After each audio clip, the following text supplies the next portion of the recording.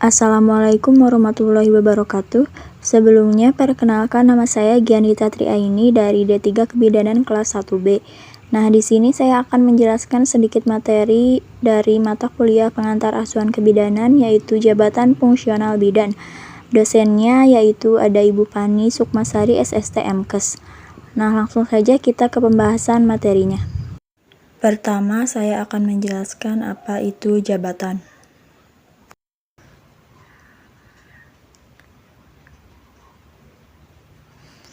Jabatan merupakan kedudukan yang menunjukkan tugas, tanggung jawab, wewenang, dan hak seorang pegawai dalam rangka suatu satuan organisasi.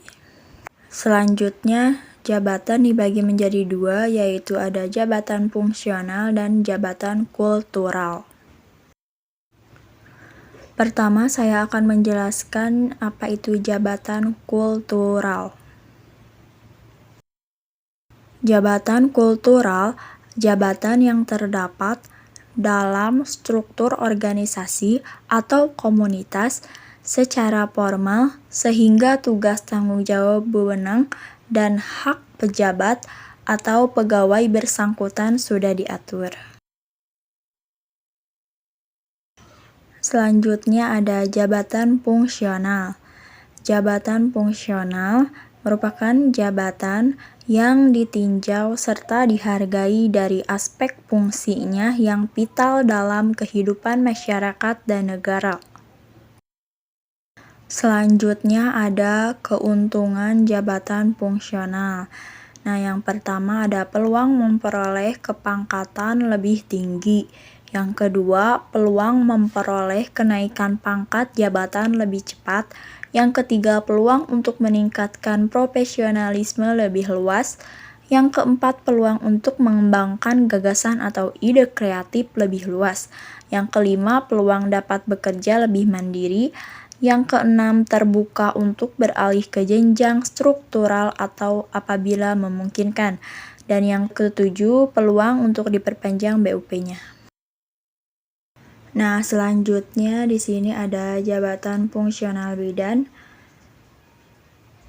Jabatan fungsional bidan merupakan kedudukan yang menunjukkan tugas, tanggung jawab, wewenang, dan hak seorang bidan dalam suatu satuan organisasi yang dalam pelaksanaan tugasnya didasarkan pada keahlian atau keterampilan tertentu serta bersifat mandiri.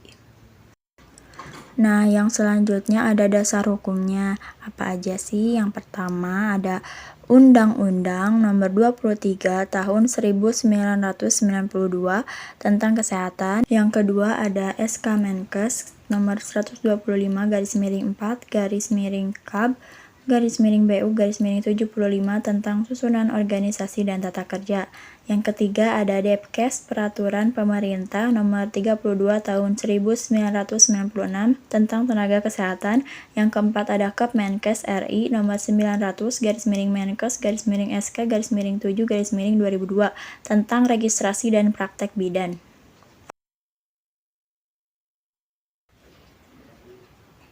Nah, selanjutnya ada pengembangan karir bidan. Pengembangan karir bidan adalah perjalanan pekerjaan seseorang dalam organisasi sejak diterima dan berakhir pada saat tidak lagi bekerja di organisasi tersebut.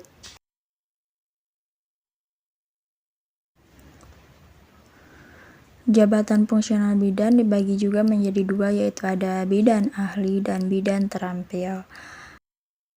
Kita bahas satu persatu. Yang pertama bidan ahli dulu. Nah, bidan ahli juga terbagi menjadi tiga. Yang pertama ada bidan pertama sebagai penata muda golongan ruang 3A dan sebagai penata muda tingkat 1 golongan ruang 3B. Yang kedua yaitu ada bidan muda sebagai penata golongan ruang 3C dan sebagai penata tingkat 1 golongan ruang 2D. Yang ketiga ada bidan madya sebagai pembina golongan ruang 4A sebagai pembina tingkat 1 golongan ruang 4B sebagai pembina utama muda golongan ruang 4C. Yang selanjutnya yaitu ada bidan terampil. Bidan terampil juga dibagi menjadi ada 4 bagian. Nah, yang pertama ada bidan pelaksana pemula sebagai pengatur muda golongan ruang tingkat 2A.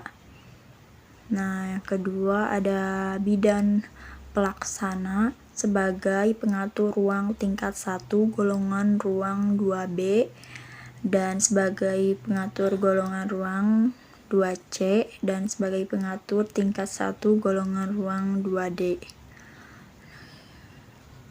Yang ketiga ada bidan pelaksana lanjutan sebagai penata muda golongan ruang 3A dan sebagai penata muda tingkat 1 golongan ruang 3B.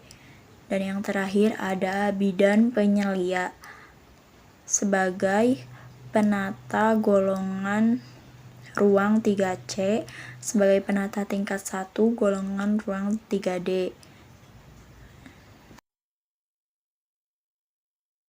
Mungkin itu saja yang dapat saya sampaikan. Mohon maaf apabila ada kekurangan dan penjelasannya yang tidak jelas atau kurang dipahami.